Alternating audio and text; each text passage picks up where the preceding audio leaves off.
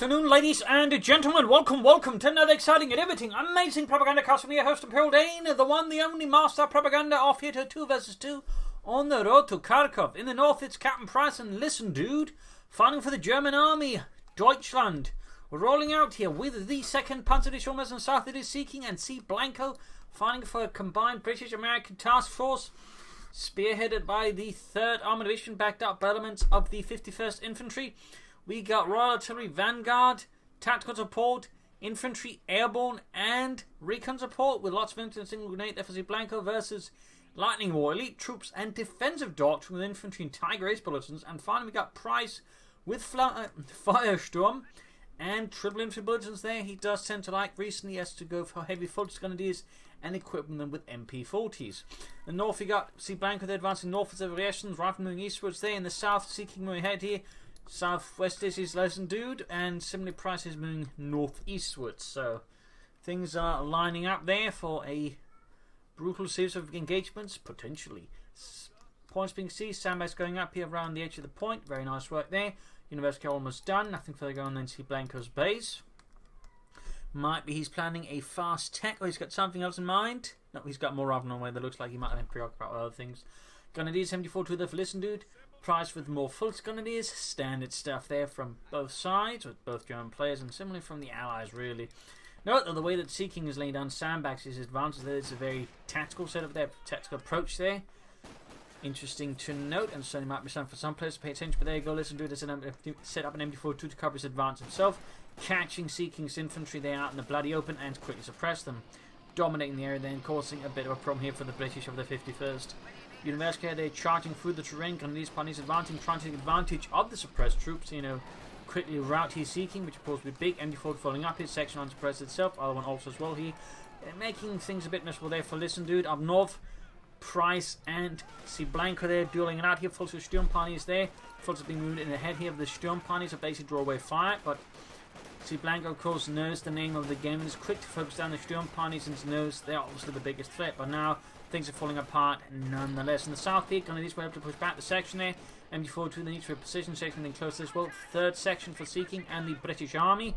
This is looking to stall a listen dude's advance, and there you go. We got elite troops of Feuersturm and elite troops, both offensive doctrines, with the potential for a lot of MP40s, though.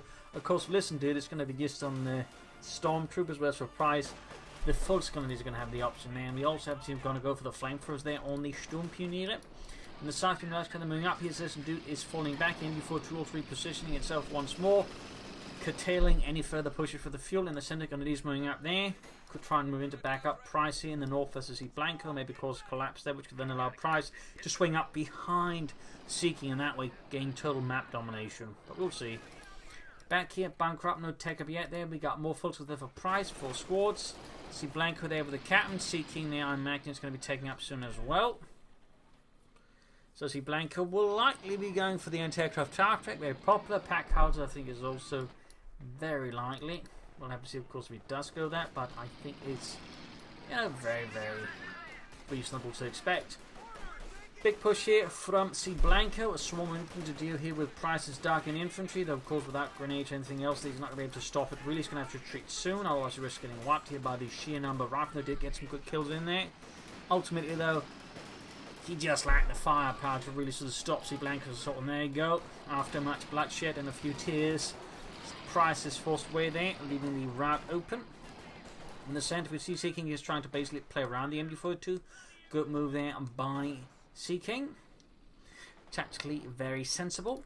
Take up there for listen, dude. As for Price, nothing further happening there. Got full with Sturm Pioneer support here. No truck as of yet there for Price. He can't really begin unlocking the supreme firepower there of the Volksgrenadiers with MP40s that's actually planning. Whilst they're burning away the MP42. Very much an expected upgrade to dug-in MG42.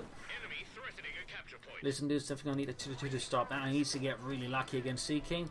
Troops moving out there. We got a few medical kits out there top hill. We got bolted sections out there.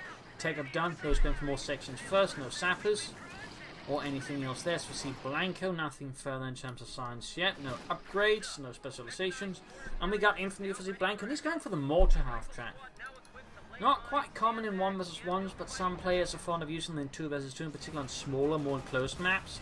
it can be quite tricky to deal with, and particularly know how to use the white phosphorus. They can be a real bastard. Section there around it. Grab the centre victory point. We got a big push here from Cblanco for the northern field point there as Price's lines have collapsed. Like the economy of a small Latin American country after the oil prices fell. We got stormtroopers here, they're popping in MP40s on the way there as well, so there's definitely a high chance that both sides going, or both German players going heavy there to some degree. Up north here, Price's forces continue ahead here. Infantry holding up, of course, got the mortar after providing mobile support for Cblanco, and of course, if necessary, he can always then quickly switch it over to support his teammate seeking against Listen Dude. In the south here, stormtroopers tang through Seeking's infantry, as up close they tend not to do too well against assault infantry, particularly not out in the open. The stormtroopers here are quickly pushing away two sections there. Nice work for Listen Dude and the 2nd Panzer Division. Ambulance away there for Cblanco. Here the assault is faltering for Price. He just can't break Cblanco's lines, and not without mortar proving to be a bit of a nuisance. Mechanized ready up. We'll likely see the Puma here to help deal with that. They could go for the looks. They could easily go for it. But I imagine there's also him being worried about the British AEC, because if it's, he was to go for it, then he could quickly back up Cblanco, in which case the looks goes down. As for the Puma, he's pretty much insured against that. Plus, he can in theory also then deal with the mortar after it storms, so they need to retreat. They're not, I think, going to be much more combat efficient, though apparently he's just running up there. Apparently that's Jaminrock. Can't say no that at times. Oh well, trying here to stop the retreat there with sandbags. Cheeky. Very cheeky. Definitely something some players would frown upon quite aggressively. Noting that while he's gone for Leech, he's not making use of any of these G-footed fleets, so I'll be seeing any concussor grenades. Of course, they can be tricky to get off, particularly if your opponent's expecting them, but sort of the right time they can really throw off an opponent's position or just force. Up north, though, Price continues to make progress, but we now got a huge swath of infantry there from Cblanco on the move again. Price is going to eat machine guns to really sort of put a stop to that if he wants to get anywhere further. Smoke screen off there as well from the Fultz Canadians. Interesting choice there by Price. I'm not entirely sure what he's thinking he's going to do with that. But there you are. In the southwest here, Seeking's pushing in here as a Listen Dude, aka apparently Jaminrock's positions have fallen apart. Puma's going in, he's likely going to go here for the mortar half track. Before Puma there shot, I think, gave away his position, and now the rifle are going to move in there to intercede. Then to tank rifle grenades. Oh, got a wipe there! Double push here by Price, missed the infantry there moving ahead as well there, which makes it hard for him to do that. In the end, still too many riflemen with rifles basically cutting the forces apart before they get close. Still caused a bit of consternation there. Puma moving up behind Seeking now, who of course right now has been forced here to call in the sappers using tactical support, otherwise he's got no real way of stopping the Puma, which could actually then harm Seeking's flank here. But Listen Dude is quickly falling back. We got air resupply operations out for mortars and anti-tank guns. Forces moving in and catching some of the Cblanco's forces in the middle of the road. We got a grenade over as well, the Stielhandgranate. Grayson's moving about. Price still remains in a bit of a stickly position there. He really would benefit from machine guns once, of course, he's actually replenished some of his infantry losses there. So he needs to, I think, switch up his tactics, otherwise it's going to be easier, I think, for Cblanco just to beat him out. And there we go, fuel point cut off. In the south here, anti-tank and crude, mortar they're good to gun. Of course, we've got plenty of medical supplies if that becomes necessary. Therefore, Seeking, well, I suppose in theory, Cblanco, if for whatever reason he doesn't need the ambulance or loses it. So we got tactical support, we got infantry versus elite troops and Feuersturm. An interesting collection. And there you go, Puma's rushing into the base here, trying to take out the ambulance. I believe the mortar after as well there.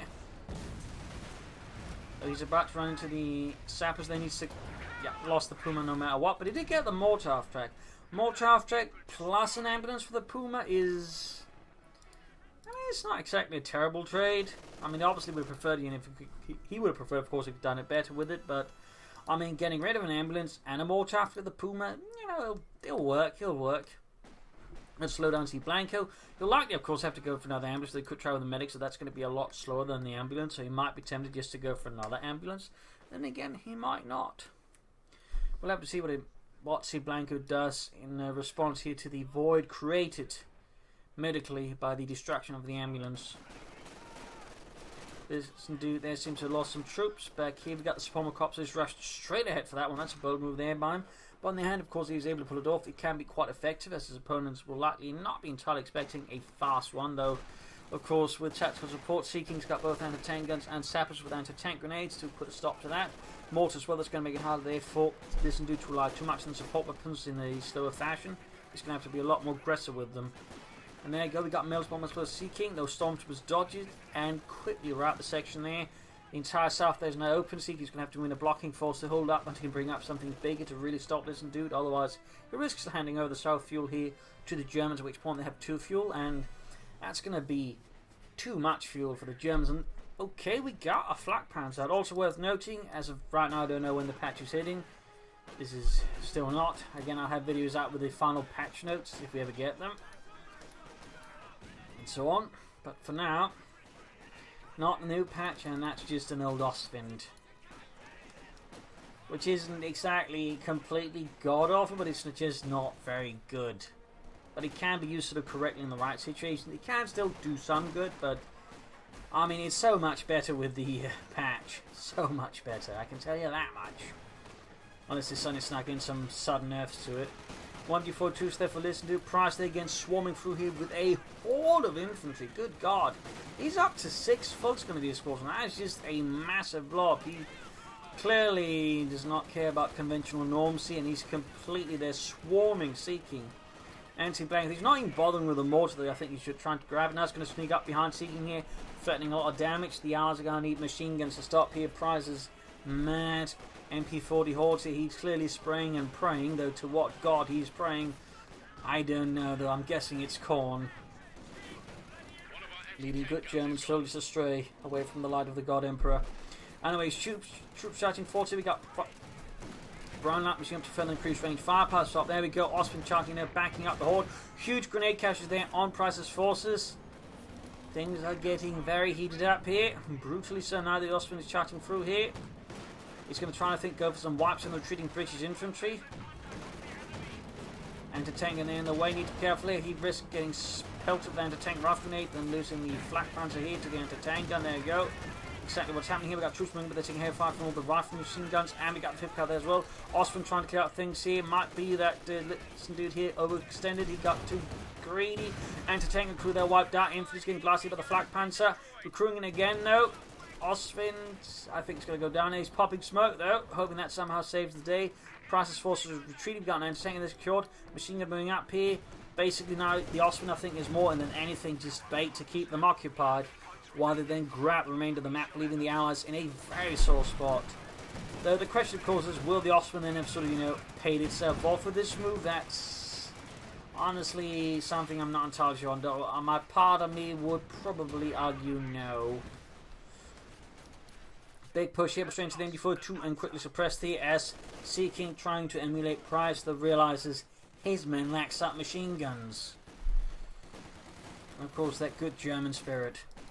MD42 trying to deal with the force, but still he's managed to pass through with some of them, actually causing here a collapse in Listen To's southern position. We can see that the Germans, with that huge push, they managed to go as much there. We got more Stormtroopers up over here for Listen To. 2 Stormtroopers squads here now with MP40s. They go arriving, flanking up the sections. MP40 they're trying to deal with things as well here. Other sections going to flank up out here. Nice maneuvering there by Seeking.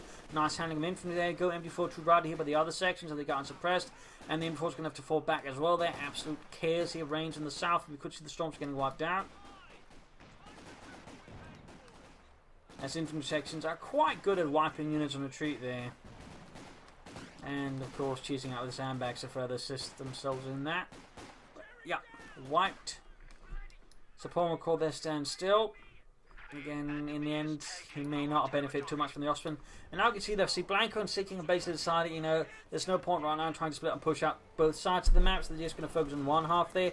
Obviously it means the Germans are going to both focus on them, but unless they, don't do anything too cheeky, they might still have a chance of then concentrating firepower to break up the German assaults. Of course, it fails and the Germans outmaneuvers them. They're obviously in a bad spot, but there you go. Huge swarm there from Price.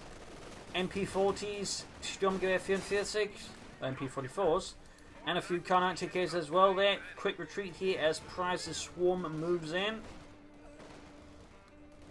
The droning of 100 bullets can just be heard. Then there you go. 5th Cub on the way though. He's going to need more 50 cals. We do have, in fact, more 50 cals here to try and hold up the horde. Smoke grenade down, but it's perhaps a bit too late there. No grenades here, though, from Cblanco. North side is possibly open. We've got a battle group headquarters up there for Price, so no Schwerpanzer quarters. That's going to be huge there for the Allies, and that means it's only going to be Dude for now who's going to be pushing actual tanks. If Price just keeps pushing in like that, he's just going to suffer possibly, big manpower bleed at some point, at which point the Allies can really begin hitting back. We got take up there with Cblanco with the Major out already. We could consider going for Scots and we help deal with Price's hordes. He's already got 200 tank guns. Scots here might be the best choice for Cblanco, though of course Australian with high explosive rounds is also I think going to be very solid. Also helps with his armour, but I wouldn't fault him for trying to go for a Scot here at all. Trying whether if Price is going to finally go for take-up. In fact, he might just be going for the King Tiger straight away. Big push here as King Tiger's force here boosted and buoyed by the airdrop medical supplies, making his men just a bit tougher there to deal with. Nice move, but there you go. Price's hordes on the move. Machine gun caught in a really bad spot and instantly wiped. That was less well handled there by Sea King. Underestimated the blobbiness of Price. And now Cblanco's basically just pushing ahead here, trying to take advantage of the Chaos Corsair, using the Major and the medics to grab territory here. As I think he's trying to flank about here and hit Price on the side. Oh, medical supply seized by Price's men. Oh dear. A minor reenactment there of Arnhem where a lot of the supplies dropped down to the Allies and ended up in German hands. Which I'm sure the Germans were most appreciative.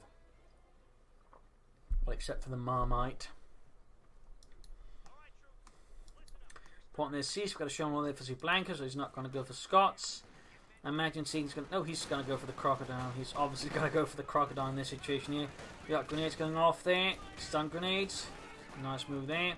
Blob again on the move. 50 cavalry position. He needs to be a bit careful here. Of course, if he just stands about and he just gets swarmed, that's going to be very, very bad. Right now, the 5th cavalry are basically their best choice here for stopping Price in his tactically obese movements. More smoke grenades here, but flanks exposed here. Not quite covered by the smoke. The 5th cavalry there, quickly suppressing some of the troops. We got more infantry moving in. No grenades here, though, of course, versus these kind of blob tactics. Cblanco might want to consider at some point grenades. Try this standing about. Flanking about here, taking advantage of the chaos we got, though. There's some dude moving in, but he's getting stopped with 5th cavalry there. Lying, seeking his remaining force to maybe push ahead. A lot of movement, and there you go. Lots of light machine gun fire against Price's force out in the open, slowly being retreated there. And Schwerpanzer quarters still remains to get set out there. Grenades off in the south. Got movement here with the Sherman about there. This dude's hardly been lying about there, though he could have lined up and perhaps laid down some sandbags. Sherman sending out the high explosive rounds ready. This dude has not gone for an additional armor. Is he going for tier 4? Yes, that is exactly what he's doing. He's going for tier 4. He's going to move for Panthers and Sturmpanzers, probably some Panzerwerfers as well. Now it's Listen Dude also forced to defend up north. There's Price again with his sheer blobbing. Is rather sort of forced to, cover up for Price until he gets his forces back there. Another ambulance out for Cblanco. Truck moving about there. It's getting hold here by the Sherman. If it can hit. Are they harassing, cutting off, and there you go. Now taking advantage to flank around Cblanco's, not Cblanco, but Listen to his position there. Nice play by the Allies. Again, we sort of see the flaw here in Price's horde strategy. It's not particularly good at actually holding ground. It's good at sort of pushing it and doing damage, but it's not very good at sort of, maneuver warfare. And in this case, it's basically left Listen to now to cover a very exposed series of flanking positions as the Allies are now just going to swing all the weight against Listen Dude. So, nice bit of patient play there by the Allies, and nice opportunity here they have taken against Listen Dude, and that could end up costing quite well there. Price going to have to quickly move in to do something. He still needs to get that Schwerpanzer quarters up. He's gone for another Puma, so he's clearly worried about enemy armor, and he's probably trying to use it to deal with the Sherman, maybe forced to switch out to armor piercing rounds rather than just relying on high explosive rounds, but even then I'm not entirely sure that's the best move. Heavy Panzer co-op there. Listen to connect to go for a Panther right away, though with all the Allied infantry. He might be more tempted to go for the Sturmpanzer as well, particularly all the infantry sections. And no, he's going to go for the Panther. He is, for good reasons, concerned about Allied armor. Of course, he doesn't have the Panther. Then he could be in a lot of trouble. In particular, since Sea King is likely going to go for the Crocodile, in which case he's going to need a Panther, because the Sturmpanzer is going to do absolutely nothing to the Crocodile, except maybe, gave the crew a bit of a bumpy ride. Though technically, he probably done more in the actual war since the Sturmpanzer force-fired high explosive rounds that had more impact in them than the ISU 152, which was known for, basically shattering tanks with the sheer high explosive firepower. So I imagine the Sturmpanzer could also have a bit of a nasty impact on enemy armor. Well, the Churchill tank might have been able to resist it somewhat. Panther, there's almost done there for listen, dude. Quick grenade here. In fact, they end up hurting themselves more than they did the Germans, which I'm sure the Germans are appreciative of.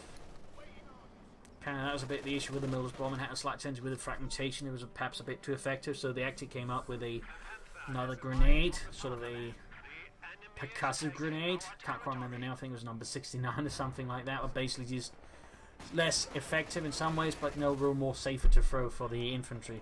Up north, another big push here as Price again. Very much an offensive formation. He's brought up machine guns in the case of the British machine gun. We got the Panther moving in. German moving ahead here. And Price will, I imagine, he'll be going for the King Tiger as soon as he can. Panther, they're backing up here against Blanco's assault as he just moves up all of his anti-tankers. His infantry, and there you go. Triple anti-tank guns. All with armor piercing rounds. Panther here, I think, is pushing it too far there. He obviously wants the Sherman dead, but the thing is, a Panther's not worth a Sherman no matter what. And of course, we've got a fourth one here. That's a really bad spot. We got a lot of smoke from down. We got the Crocodile with it for seeking, but the situation is pretty dire. Then if Listen Dude loses a Panther like that, they are going to be in a horrific spot because, yeah, they're going to have no counter now to the Crocodile. Anything that's sort of reasonably slowed down. That's a really bad move. Then again, not a worthwhile trait there for Listen Dude. That's in fact a terrible one. So right now, Listen Dude has 0 anti-tank weapons. Price has got a Puma. And they're up against the Crocodile, which is going to need something a bit more serious than the Puma to stop it.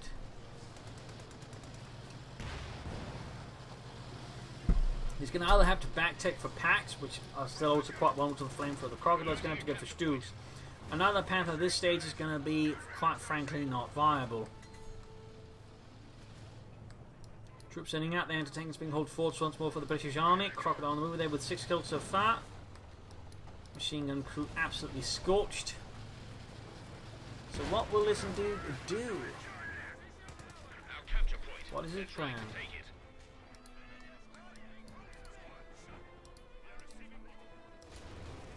At this point, I'd imagine it's going to be the Stug, the Sturmgeschütz 3 Ausführung G, but I could be proven wrong here. The South Storms is right here by the sheer amount of infantry that Seeking is bringing in. Once they're being seized, Crocodile sending out. MD-34 they need to retreat. Gonna do things southwards.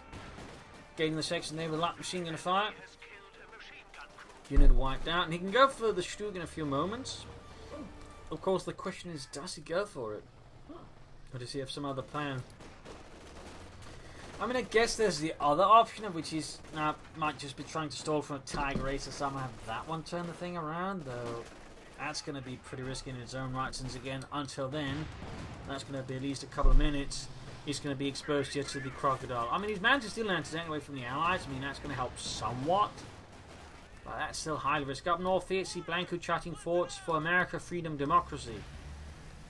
Blazing his way there through whatever makeshift lines Price's want to manage to put together.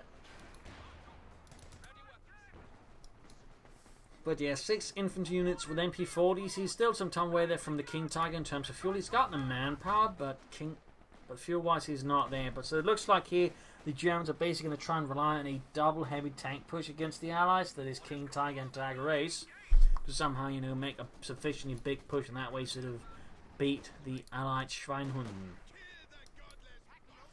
Packer healing enforcement, anti-tank, they of course also need of it. Crocodile almost got to go there for Seeking. German sending up, machine, and then needs to be careful how it's going to get wiped out.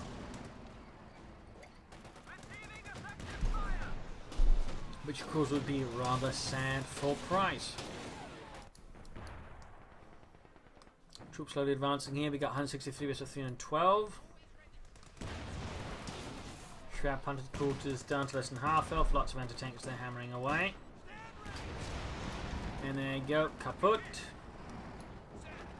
4 anti-tank guns out there from Cblanco. one from Sea King. That's a lot of anti-tank guns for sure. And the South Crocodile moving ahead here. Stormtroopers going to be routed, pushed away. Got Listen to moving up the zone. We got the Puma nearby as well. Will this be sufficient though to stop Sea King in his tracks? Possibly the answer to that one is likely no. But I could be proven wrong here. Crocodile being pushed back there under sufficient amount of firepower. There's still a lot of infantry, but the anti-tank web does at least seem to have dissuaded Sea King from trying to press his luck any further. Up north, though, Price swarming forth once more, and he gets stopped by 50 caliber the Sherman. He's going to have to retreat soon. Puma disengaged here.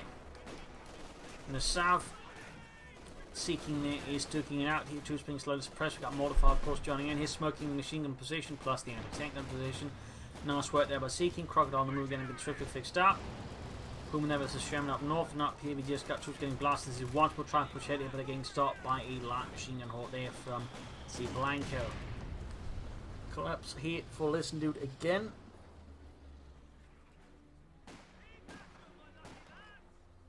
Both German players, though, at this stage, very close to the respective heavy tanks. Price has got the manpower, he just needs a bit more fuel. Listen Dude's got the fuel, but needs a bit more manpower. Can they then coordinate the heavy armor in a sufficiently brutal manner to that way overcome the Allied defenses who are currently looking quite tenacious? Destroying, of course, again, 4 American anti-tank guns can lay down a lot of anti-tank fire. And I mean a lot. He's going for a 5th. I mean, he's clearly worried about the King Tiger and possibly also Tiger Ace. So yeah, that's a lot of anti-tank guns.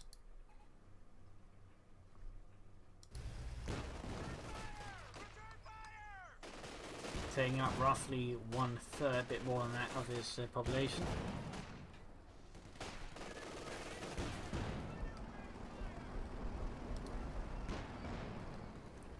Troops pulling ahead here. Storming it, there we go, to the far ring down. He disrupting the German position there of both Price and Sea King. The German situation is quite bad. As Price again stranded, they essentially lost all momentum once Cblanco got ready to deal with them. Price just never really sort of switched it up. But there you go, Tiger Ace, King Tiger hitting out at the same time. 2 heavy German tanks. Will they provide the necessary firepower and morale boost to turn apart the Allies, or will they just merely be shot to bits here? Mines being laid down, and obviously again the Allies are very much anticipating this. They see nothing else in terms of armour. They know both players are capable of going for heavy tanks of some sort, so I mean, they're pretty much just, you know, making decisions as far as it makes sense. The Germans, of course, those should be anticipating the likely will try to participate, then try and dig in hard, and without any sort of way to apply smoke. Actively, rather than just using defensively. Oh dear, this is going to be a brutal development. He's going to have to lay down a lot of smoke grenades with his folks going to need to make through with this. Oh, this is not going to work out. So far, he is not. We got the Puma there popping a bit of smoke down, and now the King Tiger and the Tiger is advancing under cover. This is smoke. Need to pop more smoke grenades. So from the folks going to be is air support called in. Puma went down there. King Tiger there being flanked by the Crocodile. We've got here the what's it called? Forward observation post. So you can see that the German assault there, trying to attack through where the Allies are most heavily dug in, is not exactly resulting in a great deal of success. They're seeing some limited success. The problem is this is not really what German doctrine would usually advise. It would usually advise you to look for the weakest spot and then break through with maximum force there, like in this case, try and attack through and then sort of swing up behind the main strong Allied point rather than just trying to hit through where it's hardest. As you might have noticed, that did not work out too well. I mean, they didn't lose any of the heavy tanks, but very crucially, they didn't do a lot of damage and they lost a lot of infantry. Which, in particular for Listen Dude, is not exactly something you can afford, though apparently he didn't suffer any losses there. But still, the situation is bit bad. Their Tiger Ace Sherman firing out, might get a kill there with the Tiger Ace, and there you go, Sherman down. A small kill there, small win. The King Tiger meanwhile did no kills at all. And the Tiger Ace was basically the one doing all the work here. Yeah, they need to quickly switch through in the south here again, trying to break through the strong point. They need to outmaneuver it, they need to isolate it, and they need to draw the Allies away from it. rather than just trying to break it down with sheer stubbornness, because that's not going to work out. Again, it's not really where the Germans, in particular the Wehrmacht, excels late game. If they excel at anything late game, they definitely don't excel at doing it exactly that. But rather than try and get into somehow outmaneuver and sort of leverage what little firepower they have in the late game to that way devastate the Allies. But right now they are definitely not playing to the strengths. Okay, looks like they finally realised they have to shift away. The problem is the Allies might at this point, of course, be realising, hang on, they're going to shift away, so we're going to have to shift to sort of anticipate that. But no, they're moving up the heavy armour more or less close to the Allied anti-tank position, the main one there, which is not good. And they're already running into issues there. Listen to us being to take losses. Stormtrooper squad already bit the dust. Huge horde there of infantry from Seeking. Smoke grenades down. Quickly repressed, of course, not doing much well there. Damned enemies trying to take a point from us.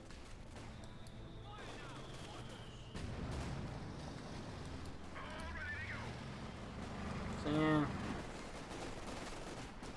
Some of these was the sections. Price's tactics at this point, I would say, have absolutely failed. He's just getting nowhere with it, really. So he's kind of, at this point, I think, painted himself into a corner with them, so he's just sort of stumbling around. I mean, he were to split up his infantry into smaller groups, to the more manageable groups, and just, try and launch more tactical assaults, he might stand a better chance with it, but it seems like here, Price at this point, is just sort of utterly consumed by the blob, and his tactical acumen has suffered for it. Which of course is quite unfortunate, but pretty good for the Allies once they sort of managed to counter it, though. It certainly wasn't easy for them. King Tiger there with 2 kills, shooting away there, Major pinned down. Tiger Race where the troll killed. So far I think it's doing more than the King Tiger actually. Got 12 versus 2 kills. Crocodile moving in, slight progress in the south. Up north, Price is not getting much further. We got 41, or 40 actually, versus 163. Another Sherman out there for Cblanco. Tiger Race pushing back the Churchill Crocodile there. Lots of fire there on the King Tiger, shots bouncing off the thick arm. They got air support called in here as well. And there you go, the Feuersturm Hawk moves in. No smoke screens. I mean, he has battle group headquarters. Single line for them would really do wonders for Price just to lay down smoke screens around here to that way negate a lot of the incoming fire. So I'm a bit surprised Price hasn't done that at all. But again, blobbing does terrible things to a man's mind, it seems. 15 there. Tiger Race is definitely outperforming the King Tiger at this point. They got 18 points left. They managed to kill the southern one for at least a brief time, and there you go. The horde continues, but ultimately is stopped by the sheer amount of firepower that the Allies are able to deliver here. Specifically, those Cblanco with his 50 caliber, and of course the Sherman of high explosive rounds. Trying to get some wipes, and there you go. Heavy casualty. The Price is now down just to 4 full grenadier squads, having lost 2 squads plus the Sturm Pioneers. The situation is rapidly deteriorating here for the German army. They're down to 9. We got the Sherman, I guess. Heavy anti-tank and fire there against the King Tiger. 4 kills. Tiger is moving in. I think he's going to try and blitz around it to somehow assist, but the question is, oh, he's going to go for the Firefly. Oh, the GG game over. Loss here for the German army. Initial successes were quite extreme there for Price and his horde of Feuersturm grenadiers, but again, as the Allies caught onto it and it just showed its weaknesses, Price never really switched up his strategy, tactics, and his sort of meaningful manner, and was just ultimately just split dry there, leaving listen due to hold the terrain, but he couldn't since they could just gang up on him. So there were some definite, I would say, maladjustments there between the two strategies. And again, Price's one, I think, was the one that was sort of basically sort of long-term thinking. Again, initially really strong as the Allies lacked this sort of tool to stop it, but as they got them and didn't lose too many units trying to sort of stall it, they're able to turn things around. So nice play there by Seeking and Cblanco. Reasonably good work there by Listen to. Again, I think he shouldn't have gone for the heavy pants, which he just continued with the Supremo Core and brought up some mortars. But Price, yeah, a few lines for guns here and there I think could have done him wonders. But there you go. Hope you enjoyed this map though. Hope you learned something from it. If you did, subscribe, like, share, comment on it, tell your friends, tell your family, but don't tell your enemies. This is Imperial Links. Cheers. Thank you for watching. You're all a wonderful audience. Hope to see you all tomorrow again for a nice episode. Bye.